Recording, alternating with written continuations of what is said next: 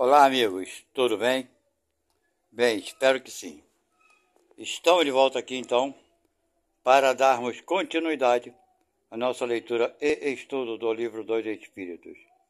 Estamos atualmente no livro 3º, no capítulo de número 12 e na quarta parte.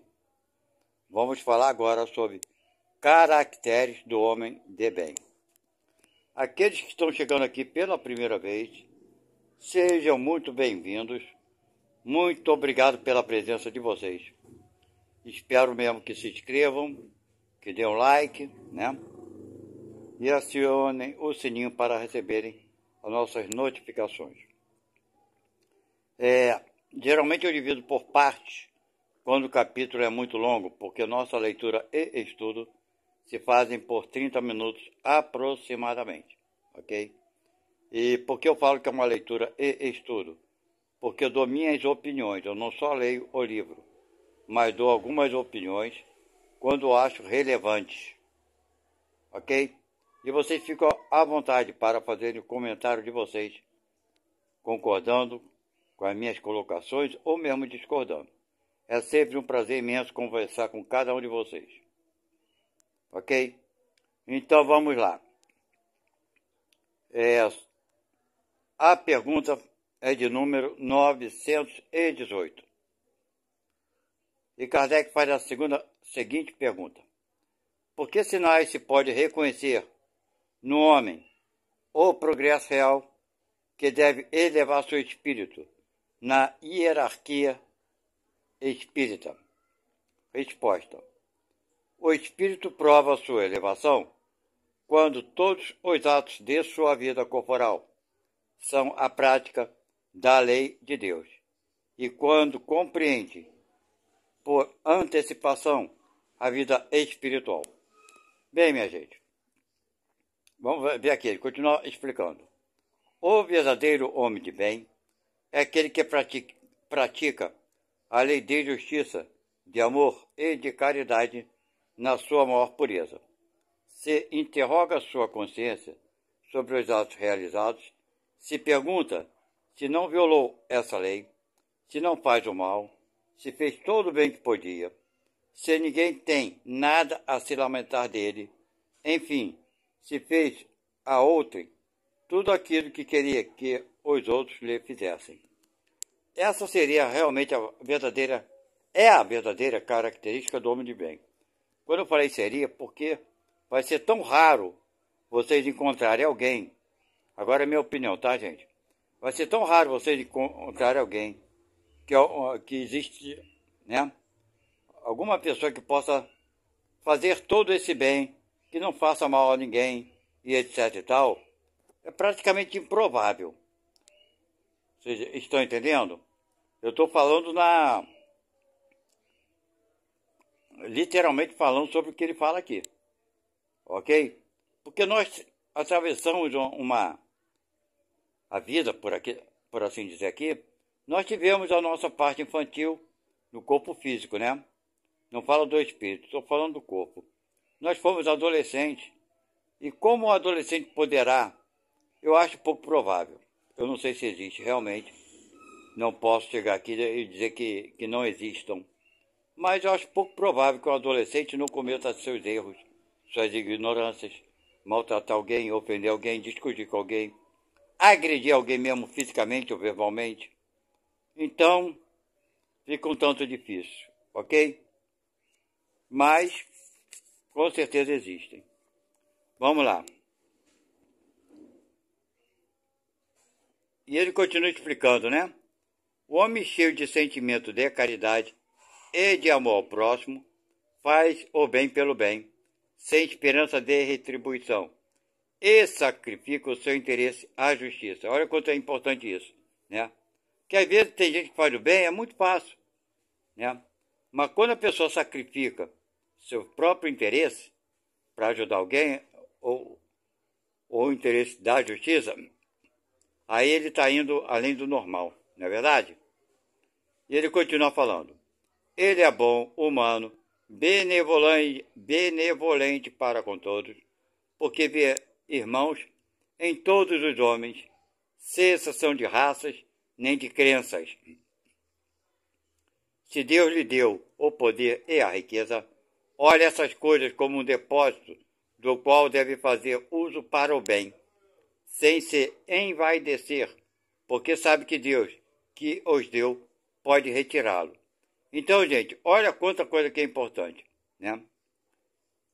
É tão difícil quando ele fala aqui, ó, sem exceção de raças nem de crenças, porque na religião tem pessoas que são fanáticas.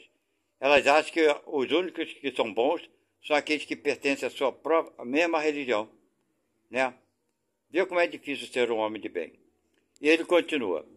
Se a ordem social colocou homens sob sua dependência, né, sobre o homem de bem, né, a dependência do homem de bem, o homem de bem trata-os com bondade e benevolência, porque são seus iguais diante de Deus. Usa de sua autoridade para levar a sua moral e não para os esmagar por seu orgulho. Vê como é difícil, né? Ter um patrão assim. Ele é indulgente para com as fraquezas alheias, né? Porque sabe que ele mesmo tem necessidade de indulgência. E se lembra destas palavras do Cristo, que aquele que está sem pecado lhe atire a primeira pedra. Não é vingativo, a exemplo de Jesus, perdoa as ofensas para não se recordar senão dos benefícios. Olha bem como é difícil. Porque sabe que lhe será perdoado como ele próprio tiver perdoado. Está vendo quanto é difícil? É muito difícil. Respeita nos seus semelhantes todos os seus direitos, decorrente das leis da natureza, como gostaria que respeitassem os seus direitos. Olha quanto é difícil o homem de bem existir, né? Agora vamos falar sobre conhecimento de si mesmo. Pergunta 919. Qual é o meio prático e mais eficaz para se melhorar nesta vida e resistir aos arrastamentos do mal? Qual seria mais eficaz, né? Resposta. Um sábio da antiguidade vos disse: conhece-te a ti mesmo. Né? Então, qual é o meio mais prático e eficaz, né, de melhorar nesta vida? É nos conhecermos a nós mesmos. Agora vocês veem como é tão difícil nós nos conhecermos. Eu, por exemplo, não me conheço. Eu não posso dizer aqui para vocês que eu me conheço. Vocês estão entendendo? Eu não sei das minhas capacidades, né? Tanto para coisa boa quanto para coisa ruim. Vocês estão entendendo? Eu realmente vai depender da situação, da condição, do momento, né? Da prova. É muito difícil, tá? Nós nos conhecemos e falamos, mas eu não vou fazer isso, não vou fazer aquilo. Eu vou dizer uma coisa para vocês de experiência própria. Quando a gente fala, vamos falar da violência no caso, de um assalto, né? O que a polícia nos indica? O que devemos fazer? A lógica, não é a polícia não, a maioria das pessoas tem a mesma opinião e é acertada. Quando sofremos um assalto, não devemos reagir, principalmente se a pessoa estiver armada. Não é verdade? É entregar o dinheiro, entregar tudo. Essa é a lógica, é a sabedoria fazer isso. Mas naquele momento que você estiver passando por isso, será que você vai agir de acordo com aquilo que você pensa, né? Em um momento ou outro, no outro momento, será? Eu passei por essa experiência. Estava dentro do ônibus quando 3 pivetes entraram para assaltar o ônibus. Levaram os pertences de todas as pessoas. Eu era o último passageiro a ser cobrado. Eu fui o último passageiro a tentar a ser assaltado por eles. Quando os 3 pivetes estavam à minha volta, 2 estavam com arma de fogo, tá? E um outro não estava. Eram 3.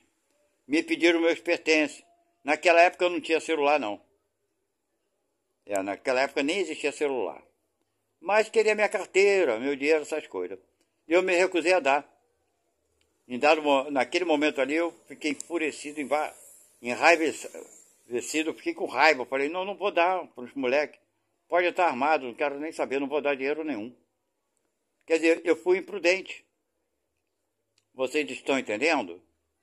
E, graças a Deus, eles desistiram. Me ameaçaram, dessa vez vai passar, da próxima não vai passar não. E desceram do ônibus, eu estava no ônibus. Não sei se eu falei isso para vocês, eu estava dentro do ônibus. Mas enfim. Então, antes do assalto eu me conhecia, sabia que ia ter uma reação dessa. Eu poderia até afirmar, eu não ia reagir mesmo, não vou reagir. Mas naquele momento ali, gente, olha, por isso que eu digo, é tão difícil nós nos conhecermos. Então, isso serve para a gente refletir. Se nós não temos condição de nos conhecermos realmente, como podemos julgar os outros, né? Acharmos que conhecemos os outros. Pois é. Então, vamos lá. Ele pergunta, então Kardec pergunta, compreendemos toda a sabedoria dessa máxima, porém, a dificuldade está sempre precisamente em se conhecer a si mesmo, aquilo que eu falei. Qual é o meio de conseguir, né? De conseguir nos conhecer? Quer dizer, para você ver que realmente é difícil. Resposta. Fazei o que eu fazia de minha vida sobre a terra. Ao fim da jornada, eu interrogava minha consciência, passava em revista o que fizera e me perguntava se não faltara algum dever, se ninguém tinha nada a se lamentar de mim. Foi assim que consegui me conhecer e ver o que havia para reformar em mim. Aquele que cada noite lembrasse todas as ações da jornada e se perguntasse o que fez de bem ou de mal, pedindo a Deus e ao seu anjo guardião para o esclarecer, adquiriria uma grande força para se aperfeiçoar.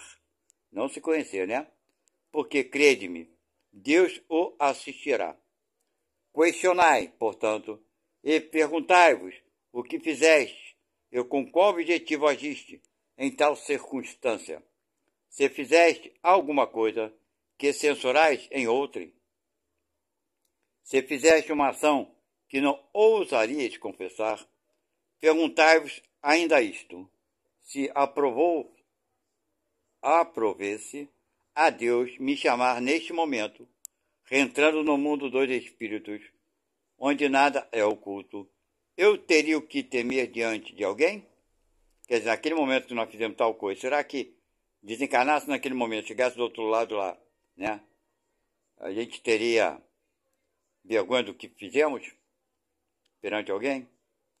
E ele continua falando, examinai o que podeis ter feito contra Deus, contra vosso próximo e, enfim, contra vós mesmos. As respostas serão o repouso para a vossa consciência ou a indicação de um mal que é preciso curar. O conhecimento de si mesmo, portanto, é a chave do progresso individual. Mas direis, como se julgar?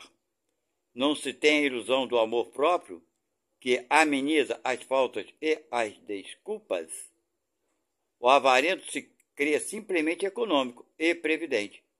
O orgulhoso crê não haver senão a dignidade. Isso é verdade, mas tendes um meio de controle que não pode vos enganar. Quando estiverdes indecisos sobre o valor de uma vossas ações, perguntai-vos como a qualificarias se fosse feita por outra pessoa. Se a censurais em outrem, ela não poderia ser mais legítima em vós, porque Deus não tem duas medidas para a justiça. Procurai saber também o que pensam os outros a respeito, e não negligencieis a opinião dos vossos inimigos, porque eles não têm nenhum interesse em dissimular a verdade, e frequentemente Deus os coloca ao vosso lado como um espelho para vos advertir com mais franquezas que o faria um amigo. Que aquele que tem a vontade seria de se melhorar explore, pois, sua consciência, a fim de arrancar dela as más tendências, como arranca as más ervas do seu jardim. Que faça o balanço de sua jornada moral, como o mercador faz de suas perdas e lucros. E eu vos asseguro que a um lhe resultará mais que a outro. Se ele puder dizer que sua jornada foi boa, pode dormir em paz e esperar sem receio o despertar de uma outra vida. Tá vendo? Sempre procurar na nossa consciência, né? E ele continua: colocai, pois, questões claras e precisas, e não temais de as multiplicar. Podem-se dar alguns minutos para conquistar uma felicidade eterna. Tá vendo? É uma questão do nosso pensamento, né? E ele continua falando: não trabalhais todos os dias com o objetivo de amontoar o que vos dê repouso na velhice? Esse repouso não é objeto de todos os vossos desejos, ou algo que vos faz suportar as fadigas e as privações momentâneas? Pois bem, o que é esse repouso de alguns dias, perturbado pelas enfermidades do corpo, ao lado daquele que espera o homem de bem? Isso não vale a pena de fazer algum esforço? Sei que muitos dizem que o presente é positivo e o futuro é incerto. Ora, eis aí precisamente o pensamento que estamos encarregados de destruir em vós, porque desejamos vos fazer compreender esse futuro de maneira que ele não possa deixar nenhuma dúvida em vossa alma. Por isso, primeiro, chamamos vossa atenção para os fenômenos de natureza a impressionar vossos sentidos. Depois, vos demos instruções que cada um de vós se acha encarregado de divulgar. Foi com esse objetivo que editamos o livro dos Espíritos. Tá vendo? É fazer com que a gente, sabe, tenha fé mesmo da vida futura. Porque eles deram provas disso, não é verdade? Mas a gente, às vezes, ainda duvidamos. Ele continua aqui: muitas faltas que cometemos nos passam despercebidas, se com efeito, seguindo o conselho de Santo Agostinho, interrogássemos mais frequentemente nossa consciência, veríamos quantas vezes falimos sem o perceber, por falta de percrustar a natureza e o móvel de nossos atos. A forma interrogativa tem alguma coisa de mais precisa do que uma máxima que, frequentemente, não aplicamos a nós mesmos. Ela exige respostas categóricas, por um sim ou por um não, que não deixam alternativas. São igualmente argumentos pessoais, e pela soma das respostas pode calcular a soma do bem e do mal que está em nós. Bem, meus amigos, então vamos parar por aqui. Deu menos de 30 minutos. Encerramos o capítulo de número 12, conforme está ali em cima. Ok? Então, na próxima leitura será o capítulo 1º, porém do livro do quarto livro.